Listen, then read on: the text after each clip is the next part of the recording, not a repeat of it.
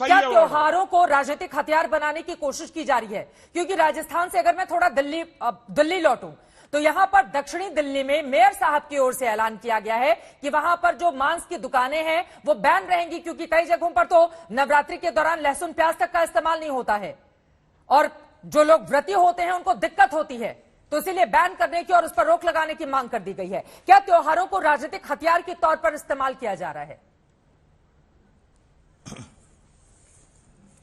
और देखिए चित्रा जी, जब धर्म के नाम पर ये इस तरह की बहस होती है और इस तरह का विवाद उत्पन्न होता है तो उसका फायदा ज्यादातर भारतीय जनता पार्टी को मिलता है, ऐसा देखने में आता है और ऐसा प्रमाणित भी है।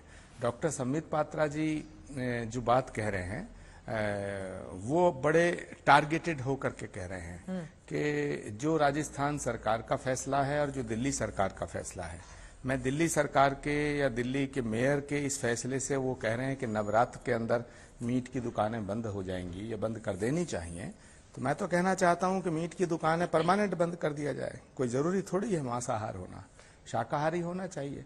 और संबित पात्रा जी की सरकार है, यूनियन टेरिटरी के रूप में एक तरह से दिल्ली रही है, तो 8 साल से तो देश में इनकी सरकार है। तो मैं तो इनकी पार्टी के मेयर से भी रिक्वेस्ट करना चाहता हूं और संबित पात्रा जी से भी करना चाहता हूं, पूरे देश में मीट, अंडा, मांस, मछली ये सब बंद होना चाहिए।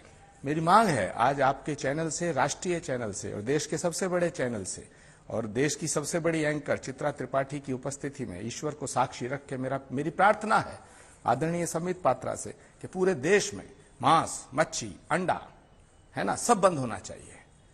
आप मेरी मांग पे जरूर उदारता से विचार करें। दूसरी बात, जहां तक राजस्थान का सवाल है, राजस्थान में कांग्रेस की सरकार है और राजस्थान की सरकार का जो फैसला, मैं ऐसा नहीं मानता कि वहां की सरकार को भेदभाव करती हो, लेकिन पॉलिटिकल पॉइंट ऑफ व्यू से, राजनीतिक दृष्टिकोण से इस तरह के तमाम विवादों का फायदा बीजेपी को मिलता है और कांग्रेस के नेता और कांग्रेस की सरकारें अक्सर ये काम करती हैं जिससे कांग्रेस पार्टी को राजनीतिक फायदा नहीं मिलता है, नुकसान होता है।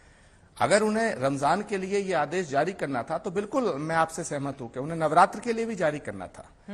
कोई भी सरकार किसी एक जाति की, किसी एक धर्म का पक्ष नहीं ले सकती है, बिल्कुल किसी एक धर्म विशेष की तरफदारी नहीं कर सकती है, ना किसी धर्म विशेष का विरोध कर सकती है। सरकार सबकी होती है। इस तरह की बात करना मुझे लगता है कि सरकार का ये एक भूल से कहो या जान करके कहो गलत फैसला है। लेकिन एक अंत में मैं डॉक्टर संबित पात्रा से ये कहना चाहता हूं कि इलेक्शन में हिंदू मुसलमान, स्कूल में हिंदू मुसलमान, कॉलेज में हिंदू मुसलमान, भाषण में हिंदू मुसलमान, बहस में हिंदू मुसलमान, भाई कब तक हिंदू मुसलमान करेंगे, कब तक करेंगे?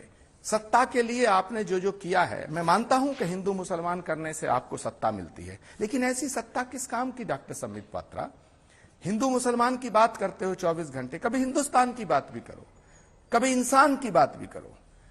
ये जो सियासत हो रही है चित्रा जी, मैं बड़े पीड़ित होकर के कह रहा हूं कि ये ऐसे बीज बोए जा रहे हैं जो काटने मुश्किल हैं। डॉक्टर संबित पात्रा, ये काटने मुश्किल हैं।